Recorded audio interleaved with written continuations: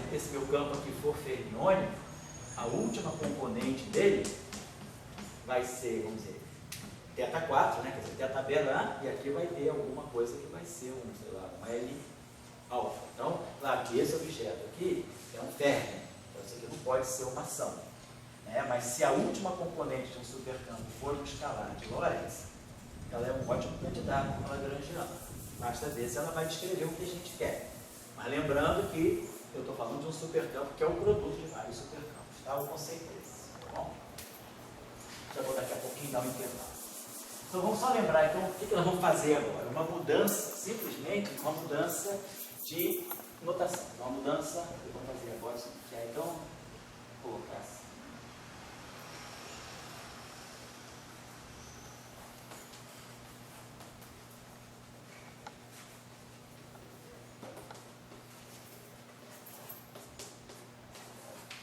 Esse SS aí não tem perigo maior, não. A gente lá brincava, o professor Salomão não gostava que escrevesse formulação SS, não, isso é perigoso.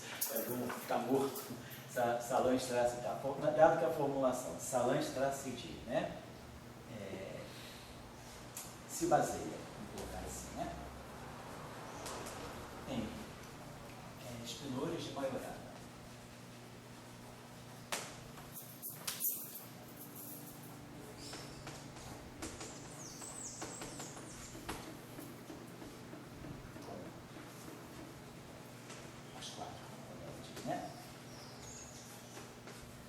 Espinores de Majorana com as 4 componentes sujeitas. Então, função de realidade.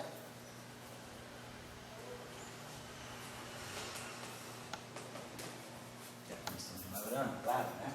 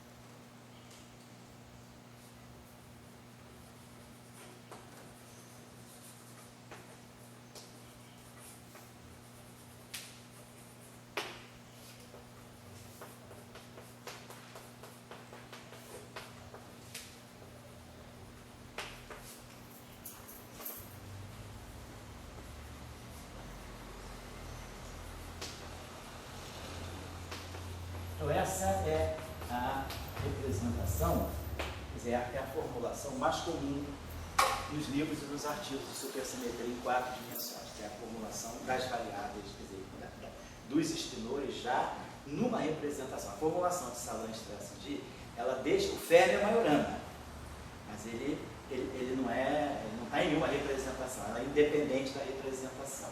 Claro que a física não muda de acordo com a representação. Mas, então, por uma questão de simplificação, a gente vai ver como é que fica, por que é mais simples trabalhar com os espinores de Majorana ou com os espinores na representação de Weierstrass. A representação de Weierstrass, então vamos colocar aqui a representação de Weierstrass, nossas matrizes gama, é a representação onde os nossos gamas são off-diagonal. Então, a gente vai ter 0, identidade 0, aqui a gente coloca os gamas, né? Vai colocar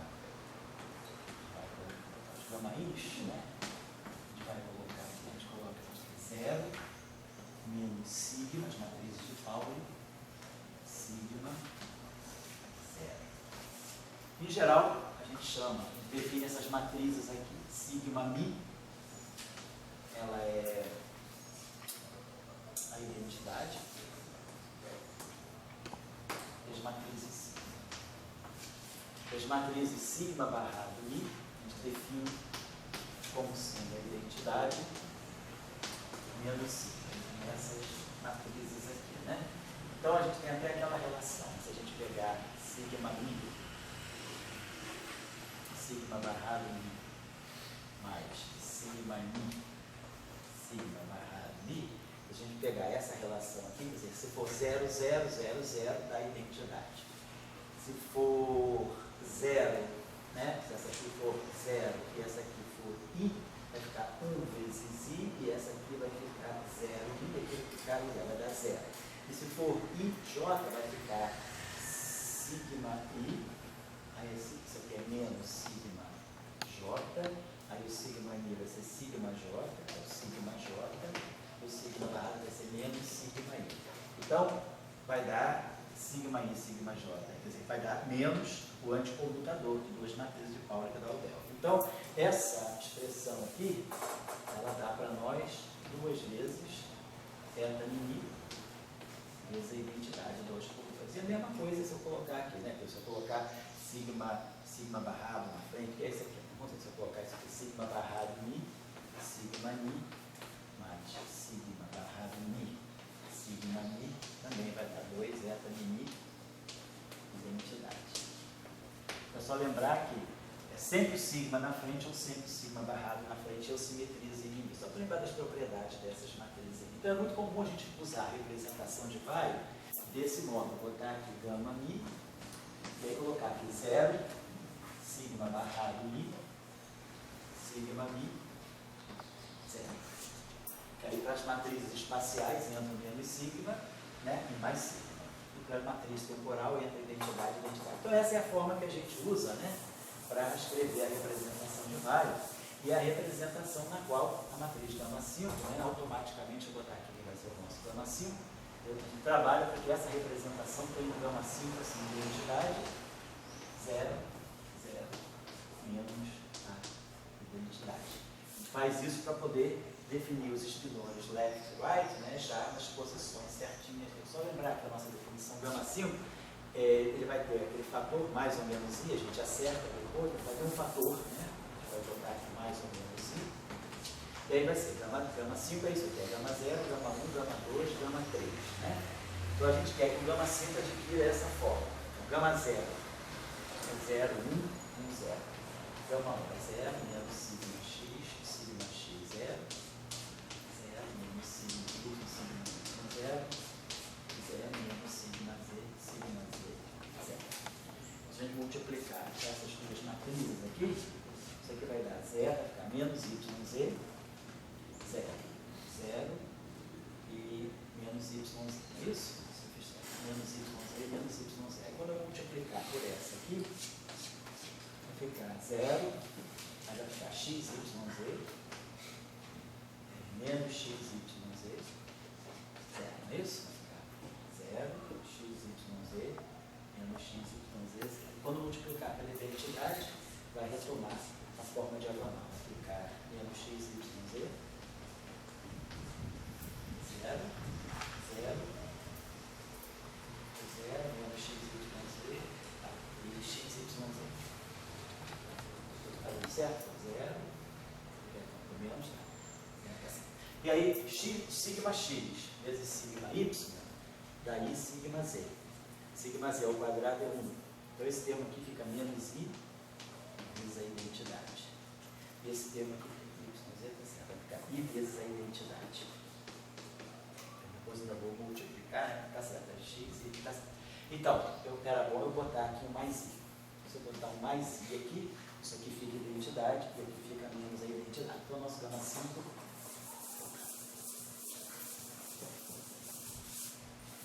Esse gama 5, a definição do gama 5 é geral, né? Ela é o produto das 4 matrizes gama. Mas eu só estou escrevendo agora na representação de Weyl. Então, isso dá para nós o seguinte, né? Que a componente left de qualquer espinor, que é 1 mais gama 5 sobre 2, projetando o espinor, ela vai me dar, então, se esse espinor aqui tem as 4 componentes, aqui eu vou ficar psi1, psi2, 0, 0. E a componente y,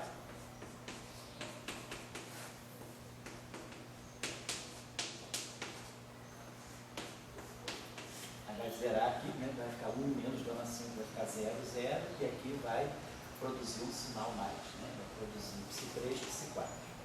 Então, na representação de vai, a gente tem o espinor, né, organizado de acordo com a sua quiralidade. Quer dizer, qualquer espinor, aqui vai estar a parte left, aqui vai estar a parte right. Então, isso é qualquer espinor na representação de vai. Não importa se ele vai, se ele vai. Se ele for vai, ele não tem. Se o espinor for vai, 1 menos gama, se ele for vai left, isso aqui dá 0. Então, claro, um espinor que tem as duas componentes de baixo e 0 é um espinor com quiralidade left. A representação de vai, ela já organiza direitinho, né? Que é diferente da representação de Dirac. Na representação de Dirac, geralmente o espinor de cima, né? Geralmente não, o espinor de cima é a componente relativisticamente dominante. A componente de baixo é a componente fraca relativisticamente. Na representação de vai, eu perco isso, porque eu organizo segundo a quiralidade e não segundo a importância no regime relativístico ou não relativístico. Então, claro, se eu for olhar a equação de Dirac na representação de vai, eu posso ter componente relativisticamente dominante em cima e embaixo. Ela mistura as quiralidades, é só para lembrar isso. Tá? Não pensar que na representação de vai, eu não posso garantir que essa componente sobrevive sobre essa do limite não relativista. Mistura tudo. Mas ela é uma representação bastante adequada se a gente quiser orientar, quer dizer, organizar os espinores de acordo com as suas quiralidades. Então, essa é a estrutura geral de um espinor, de um espinor genérico, né? Na representação de vai. Se ele for Dirac, Majorana, se ele for vai, 0 é esse ou 0 é esse. Agora, lembrando que o espinor genérico, isso aqui é independente da representação, né? O conjugado de carga do espinor left é a componente right do conjugado de carga. Psi right, C left.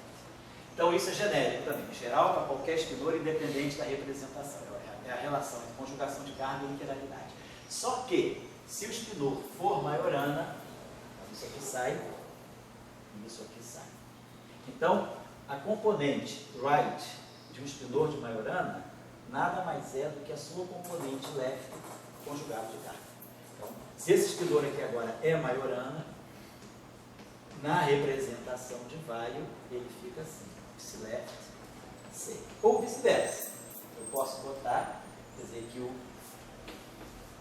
o psi left é o psi right. Geralmente a gente adota assim. Então, já estamos vendo uma simplificação. O espinor de Majorana, na representação de Weyl, ele, na verdade, pode ser escrito como um espinor de duas componentes. É a componente left, duas componentes aqui, e os conjugados complexos dela aqui. Vamos ver agora só uma coisinha mais. Quem é psi left C? Então, lembrando da operação de conjugação de carga, é a matriz C, o psi left narrado transposto, que é a nossa matriz C, psi left Lager, gama 0, transposto, que é o C, gama 0, transposto, psi left Lager. Aí a gente lembra que C, gama 0 transposto, C menos 1, eu boto C, aqui boto C menos 1, C, isso aqui dá menos gama 0. Então isso aqui fica menos gama 0, C, psi left Lager. Isso aqui eu estou fazendo independente da representação. Eu estou fazendo a operação de conjugação de carga em qualquer representação. Qualquer representação, o conjugado de carga pode ser escrito dessa forma. Seja que left ou não, para qualquer espinor. Né? Quer dizer, eu estou fazendo isso aqui, para qualquer espinor, vale isso. Em particular, se esse espinor aqui for left, eu vou botar um left, esse left. Então eu já sei que esse espinor de Majorana, na representação de Weyl, então se eu pegar um espinor de Majorana na representação de Weyl, ele vai ser psi left menos gama 0, C, psi left. Então já vai ganhando uma expressão mais simples, porque eu não preciso da componente right, a componente left já define tudo. Vamos só dar uma olhadinha rápida na conjugação de carga nessa representação. Então a gente tem que C, gama mi transposto, C é menos 1, isso é independente da representação. Menos gama I. Então, C. Então, agora, vamos para a representação de vale. A matriz gama 0 é simétrica. Então, eu vou ter que C gama 0 é menos gama 0 C. Então, a matriz C anticomuta com gama 0. Depois, a matriz gama 1, aqui vai ficar menos sigma x e aqui vai ficar sigma x. Então, a matriz gama 1 é antissimétrica. Então, ela vai ter um sinal menos aqui. Então, eu tenho que C gama 1 é gama 1C. Depois, gama 2. A matriz gama 2 é menos sigma y, sigma y. Então, quando eu transpuser, menos sigma y vem para cá. Mas menos sigma y é sigma y. A matriz gama 2, ela é simétrica. Por quê? Porque sigma y já é antissimétrica. Então, se ela é simétrica, aqui persiste um sinal mais, então ela fica anticomutante também. Então, menos gama 2. E a matriz gama 3, na representação de vale, é 0 menos sigma z 0. Portanto, é antissimétrica, o sinal menos daqui cancela com daqui e ela comuta. Então, de novo, a matriz que comuta, que anticomuta com gama 0 e com gama 2, deve ser uma matriz multiplicada, deve ser alguma coisa do tipo, uma fase vezes gama 0 e gama 2. Essa matriz anticomuta com gama 0, anticomuta com gama 2, comuta com gama 1 e comuta com gama 3. Vamos escolher essa fase para ficar uma matriz. Então, quer dizer, gama 0 é 0, 1, 1, 0 e gama 2 é 0 menos sigma y, 0. Então, essa matriz aqui está dando para nós sigma y, 0, 0 menos sigma y. Né? Então, como essa matriz, então aqui é 0 menos i e 0. Então, a gente pode botar, vamos multiplicar ela por i, não tem nenhum problema, né? Então, ela vai ficar assim: 0, 1 menos 1, 0. 0, 1, menos 1, 0. Essa matriz aqui é aquela matriz que a gente chama, é o epsilon, no antissimétrico, né? A matriz antissimétrica 2 por 2. 0, 1. A única matriz, quer dizer, a matriz antissimétrica 2 por 2 mais geral possível. Quer dizer, qualquer matriz antissimétrica em duas dimensões é proporcional a essa. Então a gente coloca esse, vamos dizer, então, essa relação. Então eu vou botar aqui, então, deixa eu botar isso aqui. Então a gente vai ter o seguinte: gama 0, é a matriz, quer dizer, então vou botar I, gama 0, menos gama 0. C. C nós pegamos então igual a I, gama 0, gama 2. Essa é a nossa matriz C. E aqui psileste está. Então, isso aqui vai ficar menos I. Gama 0 ao quadrado é identidade. Né? Gama 0 ao quadrado é identidade. Então, isso aqui fica menos I, gama 2, psileste está.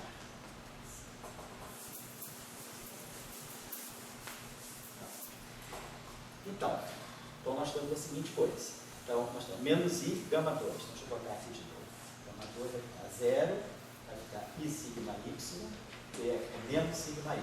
E aqui vai ficar sigma, vai ficar menos I sigma Y, 0.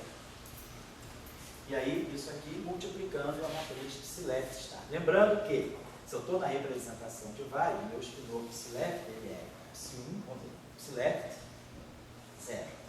Se ele é um espinor left, na representação de vale, um espinor com quiralidade left automaticamente tem a parte inferior igual a 0. Então isso aqui dá para nós, essa operação aqui, dá para nós, né? Então você vai ficar 0 menos I sigma Y select. Então eu vou fazer o seguinte: em vez de definir com I, vou definir com menos I. Então a gente vai definir a nossa conjugação de carga menos I, gama 0, gama 2, na representação de vale. Só porque aí fica aqui mais I, e aí aqui chega um I, e aí se isso aqui é I, isso aqui fica exatamente a matriz epsilon. Isso aqui, então na verdade, o espinor de vale fica assim. Ele vai poder botar aqui epsilon select.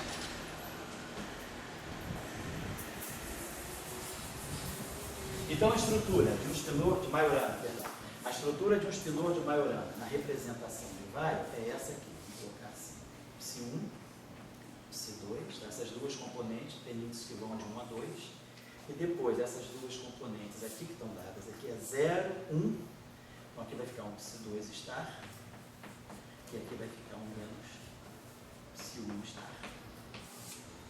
Então essa seria a estrutura só de Majorana. Só que só vale, então isso aqui é a componente leve de Majorana, e isso aqui é o epsilon psilépticos. Então, por exemplo, se a gente pega essa expressão com os pilores de Majorana, se pegar isso aqui, ó, teta barrado teta. Esse pilor é Majorana. Então, vamos escrever isso. Então, isso aqui é teta Dagger, gama zero, teta. Então, isso é Jeremiah. Vamos escrever essa expressão agora na representação de Weil para o espilor de Majorana. Quer dizer, esse aqui é espilor de Majorana. Isso aqui é geral, para qualquer espilor. Mas no caso da supersimetria que nós estamos trabalhando, esse objeto aqui são Majorana. Então, eu estou pegando esses variáveis, esses espilores de Majorana e vou agora desenvolver essa expressão na representação de Weil. Então, teta Dagger, né? Então, vai ficar psi1 estar, psi2 estar,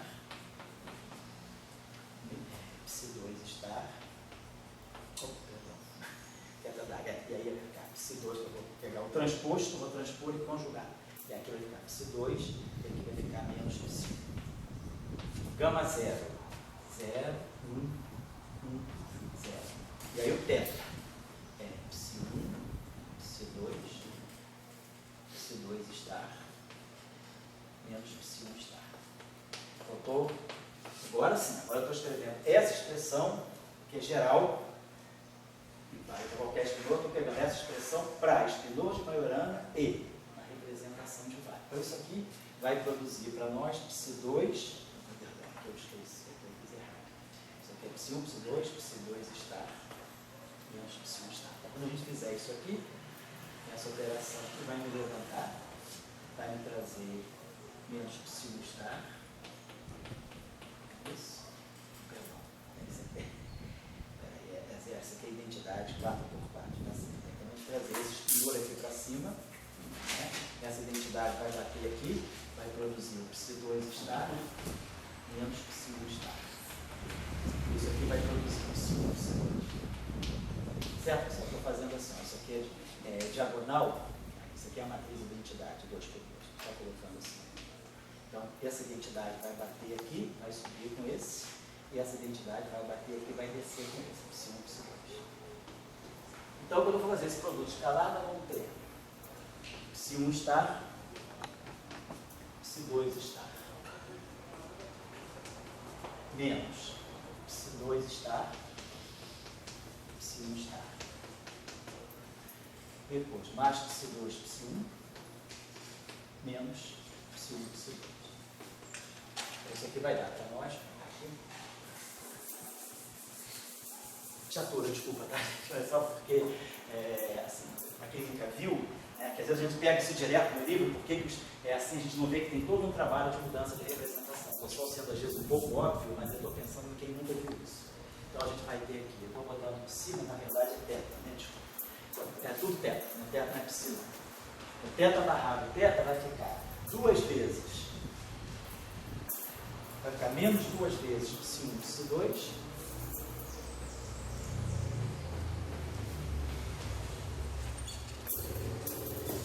Mais 2 vezes psi1 estar, psi2 estar.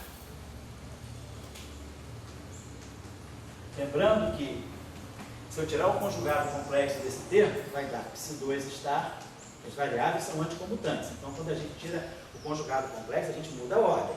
Vai ficar psi2 estar, psi1 estar, né? Com sinal menos, que é psi1 estar, psi2 estar. Então, esse objeto que está aqui, apesar do sinal mais, quer dizer, eu não estou pegando um número e subtraindo de sua parte complexa para dar algo que é puramente imaginário. Não, isso aqui é real. Por quê? Porque esse número que está aqui é o conjugado complexo dele. Lembrando que o conjugado complexo troca a ordem, vai ficar psi2 estar, psi1 estar. Um sinal menos, que é menos psi1 estar, psi2 estar. Então isso aqui é realmente uma expressão real.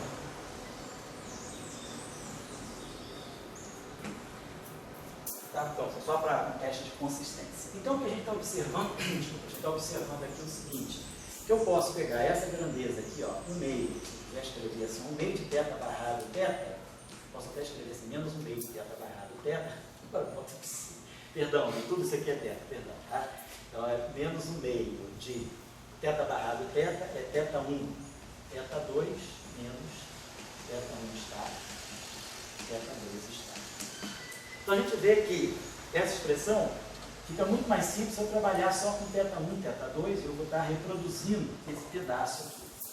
Então, normalmente, o que a gente faz, como eu estou nesse espaço, e esse espaço aqui é o conjugado complexo desse, a gente faz o seguinte, a gente vai associar os espinores θ left às componentes θ1 e θ2.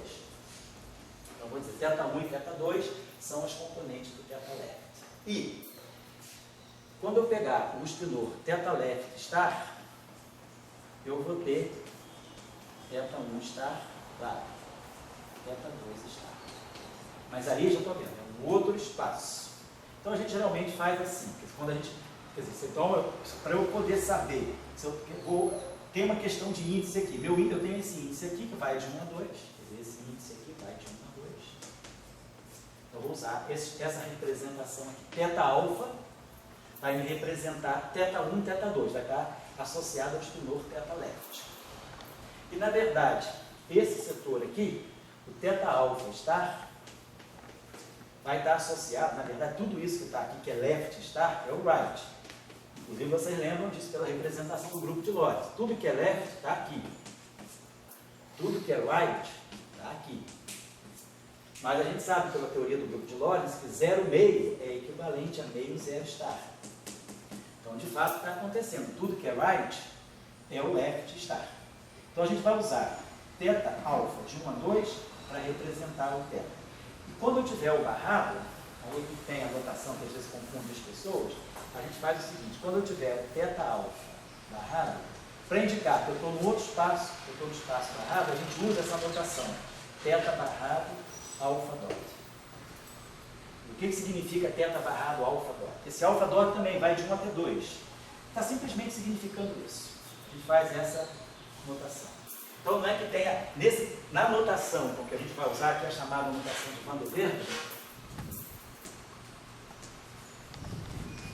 para as figuras de duas componentes, o θ barrado alfa ponto não tem nenhum gama zero envolvido. Θ barrado alfa ponto é sinônimo de θ alfa star. Tá? Então, a gente faz essa associação para poder escrever, então, isso aqui dessa maneira. Eu posso, na verdade, escrever θ menos o meio de θ barrado θ. Posso escrever menos o meio de θ barrado θ é bom. θ1, θ2. Então eu poderia pensar, o que é θ1 e θ2? θ1 e θ2 é a mesma coisa que θ transposto, olha só, a matriz epsilon θ. Porque se eu pegar aqui θ, é θ1, θ2, né? Vou fazer aqui de novo. Então a gente vai adotar, deixa eu apagar.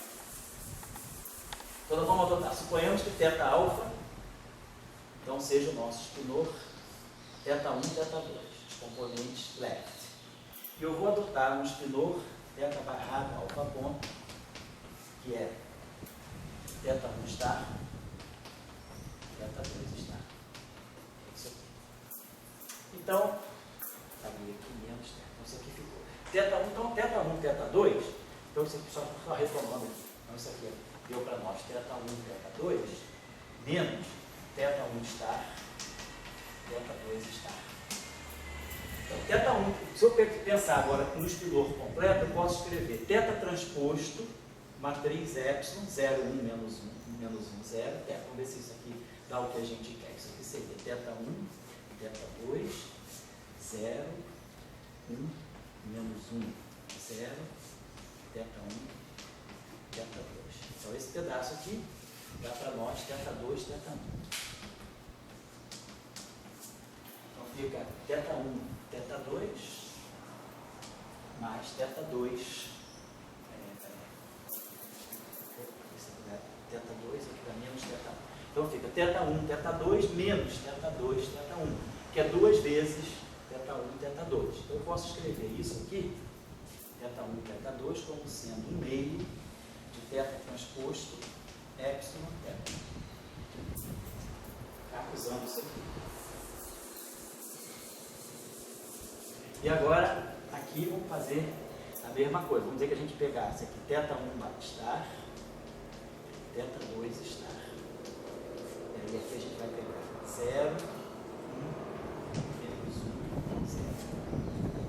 Vou pegar a matriz epsilon. Só que agora eu estou no espaço em que meus índices são alfa ponto. Então, é como, se eu só chamar isso aqui, então é como se isso aqui fosse θ barrado 1, θ barrado 2. Lembrar agora que na notação de Van der Waals, né, o barrado significa estar tirando um complexo conjugado. E o alfa ponto é para dizer que eu estou. Alfa ponto varia de 1 a 2 também, mas é só para dizer que esse alfa ponto está ligado a esse cara aqui diretamente. Então a gente estava colocando aqui, está bom, estava só para a gente lembrar. θ1 está, θ2 está. Era assim. E aqui então a gente vai botar o transpus e aqui vou colocar θ1 está, θ2 está. Então isso aqui vai ficar para nós, θ2 está, menos θ1 está. Então quando eu fizer esse produto vai ficar θ1 está, θ2 está, menos θ, então vai dar o contrário do que está ali. Está me dando θ1 está, θ2 está, e menos θ2 está, θ1 está. Então vai me dar um meio, então aqui vai ter um fator meio também, que os dois vão se somar por causa da ordem. Porém, a gente poderia pensar assim, então pegar essa matriz aqui, se eu colocasse aqui um menos 1 e aqui colocasse um mais 1, aí a coisa ia ficar certinha. Ficaria menos θ1 está, θ2 está, mais θ2 está, θ1 está, que é menos θ1. Então eu posso escrever isso aqui como sendo menos 1 meio, mais 1 meio. Aí vou botar assim, θ barrado transposto. Só para lembrar, pessoal, que esse barrado só se chama, não é mais o barrado que a gente usava até agora, é o barrado de Van der Waals. Isso aqui, estou agora trabalhando numa outra representação, onde eu só tenho os espinores e seus complexos conjugados. Eu posso chamar isso aqui de um epsilon barrado, e aqui meu θ barrado. Significa isso aqui. Na verdade, se quiser, a gente pode botar assim. Bom, vamos acostumar, poderia botar θ transposto estar, θ estar. Mas vamos deixar assim. Menino aí hoje, né? Melhor do que o vassoureiro, né? Semana passada era o vassoureiro. Moleque.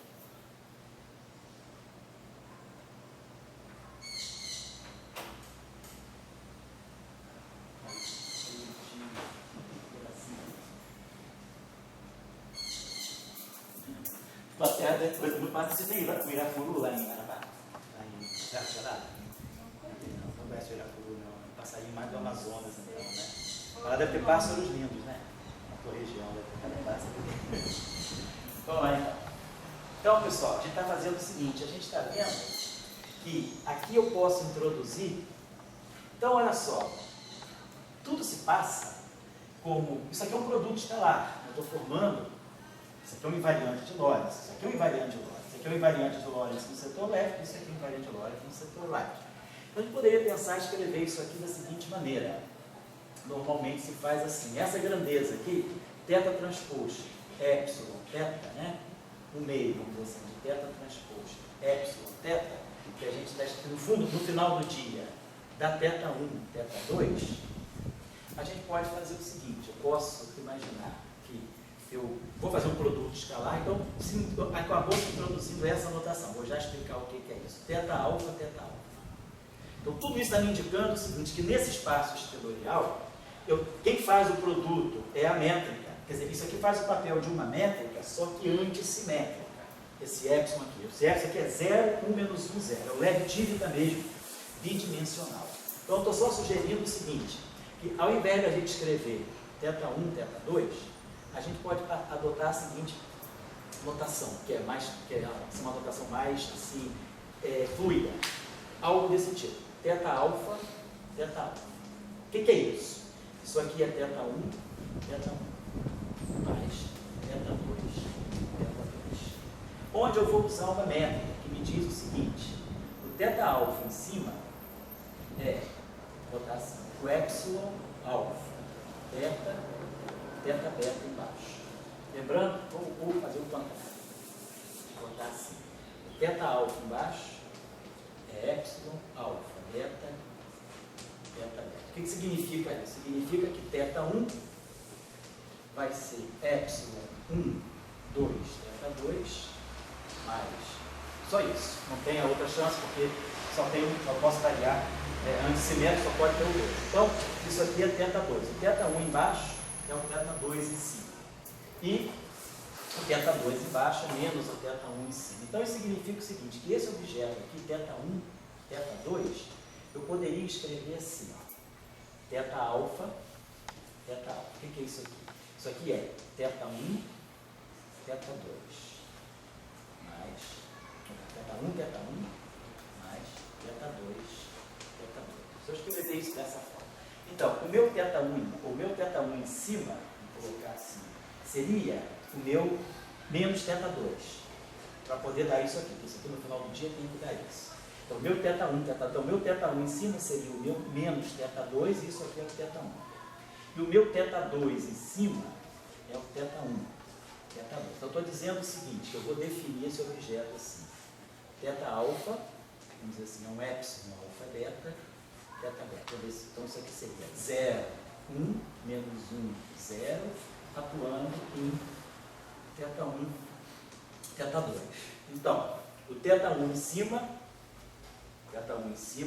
é menos θ2. Vamos pegar essa matriz aqui, é inversa. O θ1 em cima é menos θ2. O θ2 em cima é o θ1 embaixo. Então, a gente vai introduzir exatamente como se fosse uma métrica. A gente tem a métrica epsilon, alfa, beta, que é 0, 1, menos 1, 0. Tem nesse espaço a métrica epsilon, alfa, beta, que é a inversa dela. 0, menos 1, 1, 0. Né? Seria 0, menos 1, essa seria a mesma coisa, né? Epsilon daria 1, dá certo. 1. Então, essa aqui é a inversa dessa. Então, a gente introduz isso aqui. Ao invés de trabalhar com θ1, θ2, a gente está dizendo o seguinte, eu posso escrever θ1 e θ2 como sendo o meio de θα, θα. Ou, se quiser, a gente usa a métrica que abaixo levanta isso, meio de epsilon, alfa, beta, beta, θ. Então, é isso que a gente encontra, em geral, na notação de supersimetria, os espinores com índice em cima, θα, e os espinores com índice embaixo, θα. Esse índice é abaixado e suspenso por uma métrica antissimétrica. E depois a gente tem os espinores, θ barrado, alfa ponto, e θ barrado, alfa ponto. Isso aqui nada mais é do que a réplica conjugado complexa disso, só que está representando o setor right. Então, eu tenho um espinor de Majorana que tem sua parte left definida aqui e sua parte right definida assim. Então, o ideal, que a gente está dizendo, é que a gente agora vai pegar tudo isso que a gente tem. Se a gente fizer a mesma coisa para o sigma bi, só para finalizar antes do intervalo, lembrar que a minha matriz, as nossas matrizes sigma, elas são off-diagonal. Então, se eu pegar essa combinação, vamos dizer algo desse tipo, Majorana, isso aqui é geral, θ barrado, gama mi, nós já vimos que θ barrado, gama mi, θ, para espinor de Majorana, anticomutante, é identicamente zero. Essa expressão aí é sempre zero para espinor de Majorana em qualquer representação. Se os espinores de Majorana, claro, forem anticomutantes. Mas a gente viu que, por exemplo, essa expressão aqui não é zero. Θ barrado, gama mi, gama 5, θ. Se isso aqui é um espinor de Majorana, nós tínhamos visto que essa expressão aqui, inclusive, é real. Então, se a gente for olhar essa expressão aqui, do ponto de vista da representação, então isso aqui é o que? Θ Dagger, gama 0, gama mi, gama 5, θ. Se a gente for olhar agora, vamos olhar essa expressão na representação de Weyl. E esse espinor é um espinor de Majorana. Então, a gente sabe que o espinor de Majorana na representação de Weyl, ele é θ1, θ2. Olha cá. Então, o espinor de Majorana na representação de Weyl, θ1, θ2. θ2 está, menos θ1 está. Então, esse espinor de Majorana na representação de Weyl. Então, o conjugado limitiano dele vai ser θ1 estar, θ2 estar. θ2 menos θ1. A matriz gama 0 é 0, 1, 1, 0, quadridimensional. As matrizes gama mi, 0, sigma barrado mi, sigma mi, 0. E a matriz gama 5, 1, 0, 0, menos 1. atuando em teta. Que é esse cara aqui. Vezes isso aqui. Teta 1, teta 2, teta 2, estar, teta 1, start. Deixa eu fazer isso aqui. Só para acabar agora, isso só está dando play. Depois vocês podem sentar e ver. É só para saber que quando vocês pegarem o maldito do apêndice do livro do Westphal, você tem que engolir aquilo muitas vezes sem saber por quê. Né? Você achar, é isso. Né? Mas tem todo esse trabalho por trás. É simplesmente fazer, é simples. É transcrever Spinores de Majorana na representação de Weyl. E aí você tem essa métrica. Foi essa sacação, que não foi a sacação do Van der Waerden, que você pode resumir tudo isso usando essa métrica epsilon alfa beta e a métrica epsilon alfa ponto beta ponto. Então você tem dois espaços que você consegue escrever todas as expressões fermiônicas dessa forma. Vamos só fazer esse cálculo aqui rapidinho. Então vai ficar teta 1 star, teta 2 star, teta 2 menos teta 1 star.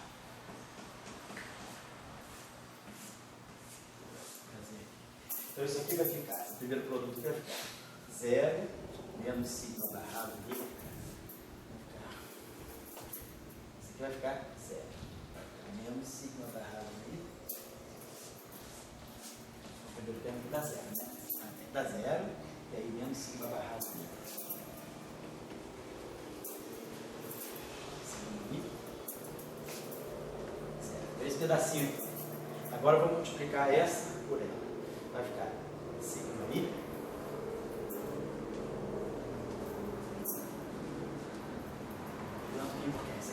pegando essa matriz aqui, multiplicando por essa, vai ficar sigma mi 0.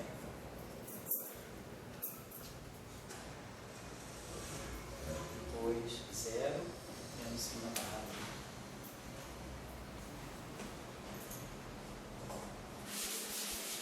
E aí teta 1, teta 2, teta 2 star, menos teta 1 star.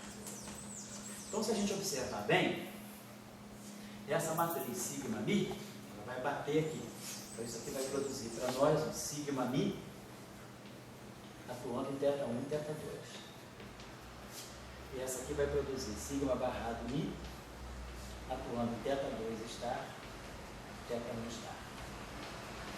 Então, o que a gente está observando é que a matriz sigma mi, ela liga, ela vai agora juntar isso aqui, vai ficar isso aqui, vezes, então eu vou ter teta 1 star, teta 2 star, sigma mi, teta 1 e teta 2. E depois vou ter mais teta 2 menos teta 1. Sigma barrado mi,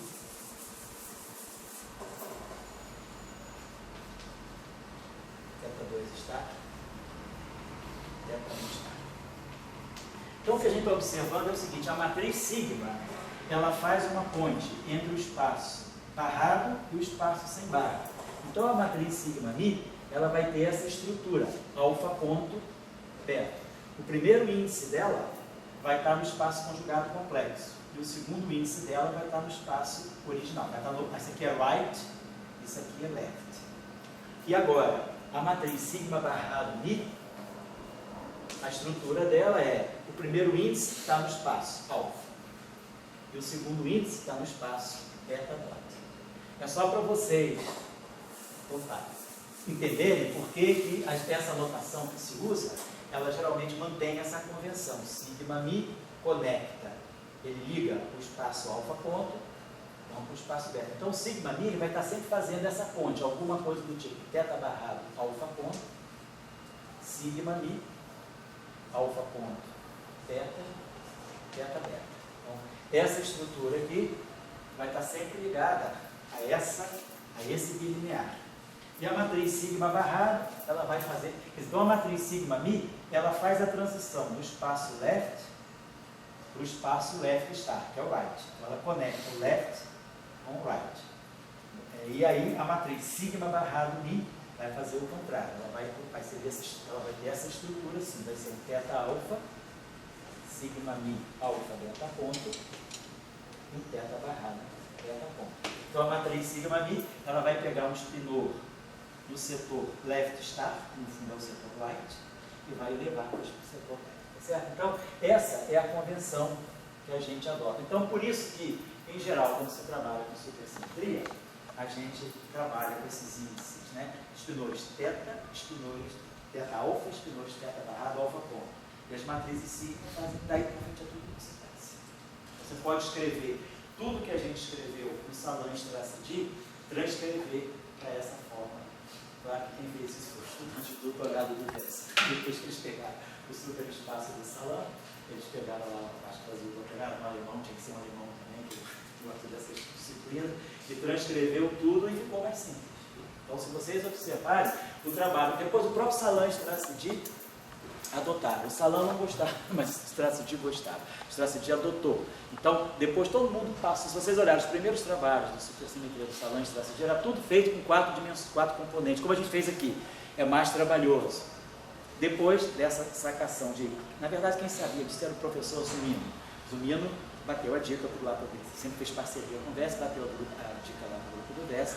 E o pessoal trabalhou. O livro do Vess já está todo transcrito assim. O livro do Grisaro, do Gates, Grisaro, Roth e Siegel também. Então, hoje em dia, todo mundo que trabalha com supersimetria em 4 dimensões já não trabalha mais com superespaço, com espinor de Majorana na representação, deixado uma representação genérica. Então, só vou apagar esse quadro e parar. Então, o que a gente vai ver daqui para frente é esse superespaço. Coordenadas xi, e aí vamos trabalhar com as coordenadas θ alfa e θ barrado alfa. Então, isso significa que nós estamos trabalhando com a parte left, então isso aqui é o θ left, do Majorana, e isso aqui é o θ right do Majorana, que na verdade é o que? É o θ left conjugado de cá. Por isso que aparece o conjugado. Então, essa vai ser a notação que a gente vai adotar. E aí, a transformação do superespaço vai ser a mesma coisa. Θ' alfa vai ser θ alfa mais epsilon alfa. Θ barrado alfa ponto vai ser θ' vai ser θ barrado alfa ponto mais epsilon barrado alfa ponto. Então, meu espinor de Majorana, que é o gerador, que é o parâmetro, né, que gera as transformações de supersimetria, ele também é decomposto. O espinor de Majorana também é decomposto dessa forma. E o nosso x' mi, que lá na representação de Salan-Strassi era xi mais i, epsilon barrado, gama mi, θ, e agora vai ser escrito nessa forma também. Ele vai ficar alguma coisa como CI, θ barrado, deu aqui, alfa ponto, sigma mi, i, epsilon barrado, sigma mi, θ, mais o conjugado complexo dele, mais i, mais o conjugado complexo desse, que é envolvendo a matriz sigma. Aqui eu esqueci de trocar. Peraí, aqui é sigma mi, aqui é sigma barrado mi. Já a gente esqueceu. E aí vai ficar. Então é essa estrutura aqui. Epsilon barrado, sigma mi.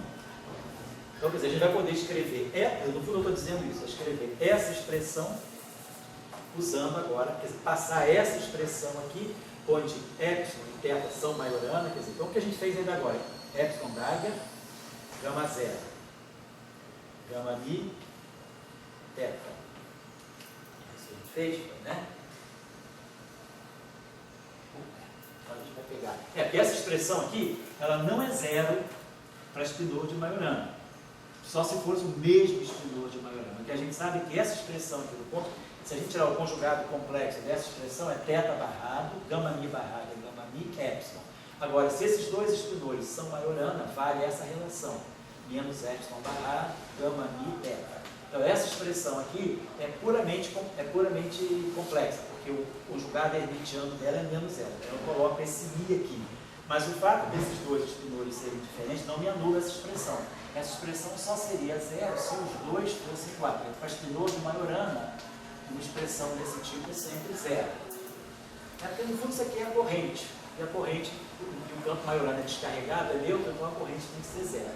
Então, para espinor, mas aqui os espinores são diferentes. Então essa expressão aqui sobrevive né, para epsilon e teta diferentes. E essa expressão aqui, então, na representação, quer dizer, independentemente da representação, ela é epsilon Dagger, gama zero, gama mi, teta.